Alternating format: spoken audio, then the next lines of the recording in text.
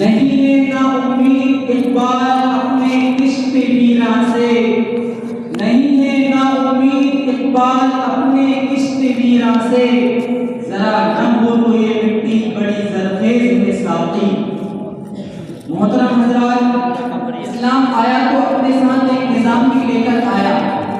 वो निज़ाम तौहीद पर मबनी निज़ाम था, इज्तिमाइयत का शुरूर उसकी सरिश्त में था। ये तीन बातें इस्लाम की खुसूसियात में शामिल हों, निज़ाम हो और तौहीद ना हो, और तौहीद हो इज्तिमाइयत ना हो, तो वो माशरा अल्लाह की रहमतों से महफूज हो जाता है। इसमें रहने वाले अफराद पर अल्लाह की खुसूसी इनायत नहीं होती। रसूलुल्लाह सल्लल्लाहु अलैहि वसल्लम ने जिस इज्तिमाइयत का सूर फूंका था, उसके अंदर तमाम अफराद का दर्द शामिल था, और वो एक कड़ी में फिरोग किए गए थे, जिसके नतीजे में मुआशरा नई बुनियादों पर कायम हो रहा था। हर फर्द बशर अपनी जिम्मेदारियों का एहसास कर रहा था, फिर ये जिम्मेदारियों को अदा करने से दूर दूर तक रहमत के बादल बरस रहे थे। इसी सरकश को ये मौका नहीं था कि वो इस्लाम और मुसलमानों पर हमले कर सके।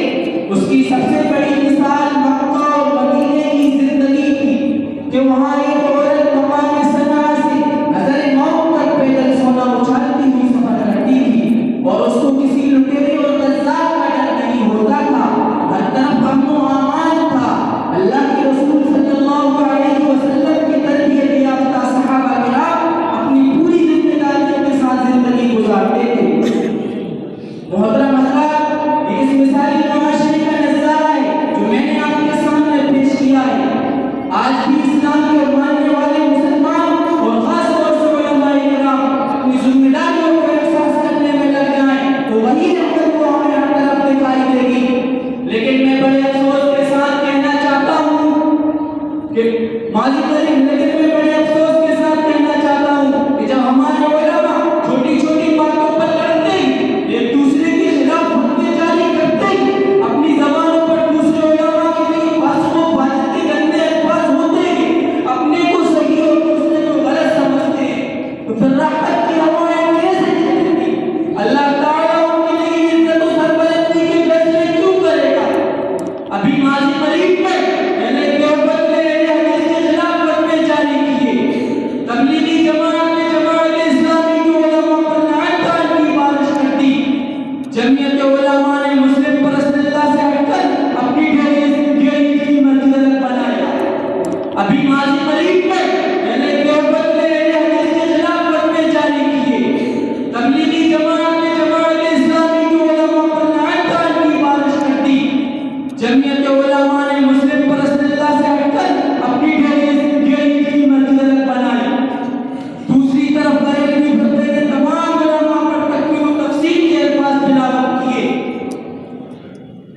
तबलीगी जमात के दो ग्रुप और जमात इस्लामी के दो ग्रुप के